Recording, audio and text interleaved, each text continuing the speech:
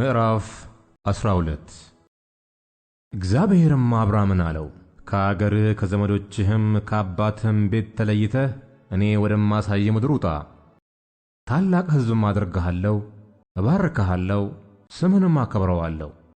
ለበረከትም ሁን። የሚባርኩህንም እባርካለሁ፣ የሚረግሙህንም እረግማለሁ።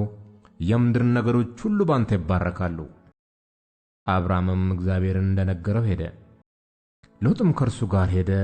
አብርሃም ከካራን በወጣ ጊዜ የ75 ዓመት ሰው ነበረ። አብርሃምም ሚስቱን ሶራንና የወንድሙን ልጅ ሎጥን ያገኙትን ከብት ሁሉና በካራን ያገኟቸውን ሰዎች ይዞ ወደ ከነዓን ምድር ለመሄድ ወጣ። ወደ ከነዓን ምድር ገቡ። አብርሃምም እስከ ሴኬም ስፍራ እስከ ሞሬ አድባር ዛፍ ድረስ በምድር አለፈ። የከነዓን ሰዎችም በዚያ ጊዜ በምድሩ ነበሩ። እግዚአብሔርም ለአብርሃም ተገለጠለትና ይህችን ምድር ለዘር እሰጣለሁ አለው። እርሱም ለተገለጠለት ለእግዚአብሔር በዚያ ስፍራ መሠዊያን ሠራ።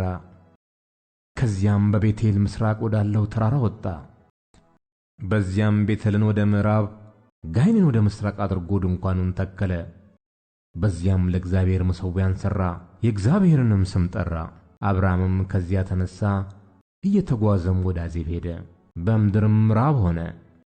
አብርሃምም በዚያ በእንግድነት ይቀመጥ ዘንድ ወደ ግብፅ ወረደ፣ በምድር ራብ ጸንቶ ነበርና።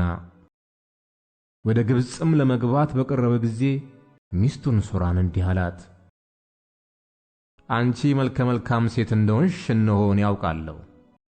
የግብፅ ሰዎች ያዩሽ እንደሆነ ሚስቱ ናት ይላሉ፣ እኔንም ይገሉኛል፣ አንቺንም በሕይወት ይተውሻል። እንግዲህ በአንቺ ምክንያት መልካም ይሆንልኝ ዘንድ ስለ አንቺም ነፍሴ ትድን ዘንድ እህቱ ነኝ በይ።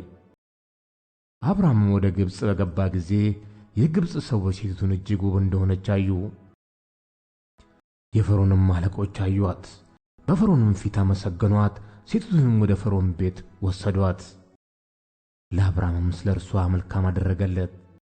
ለእርሱ በጎችም፣ በሬዎችም፣ አህዮችም፣ ወንዶችና ሴቶች ባሪያዎቹንም ግመሎቹም ነበሩት። እግዚአብሔርም በአብርሃም ሚስት በሶራ ምክንያት ፈርዖንና የቤቱን ሰዎች በታላቅ መቅሰፍት መታ። ፈርዖንም አብርሃምን ጠርቶ አለው፣ ይህን ያደረግህብኝ ምንድን ነው? እርሷ ሚስትህ እንደሆነች ለምን አልገለጥክልኝም? ለምንስ እህቴ ናት አልህ? እኔ ሚስት ላደርጋት ወስጃት ነበር። አሁንም ሚስትህ እንኋት፣ ይዛሃት ሂድ። ፈርዖንም ሰዎቹን ስለ እርሱ አዘዘ። እርሱንም ሚስቱንም ከብቱንም ሁሉ ሸኟቸው።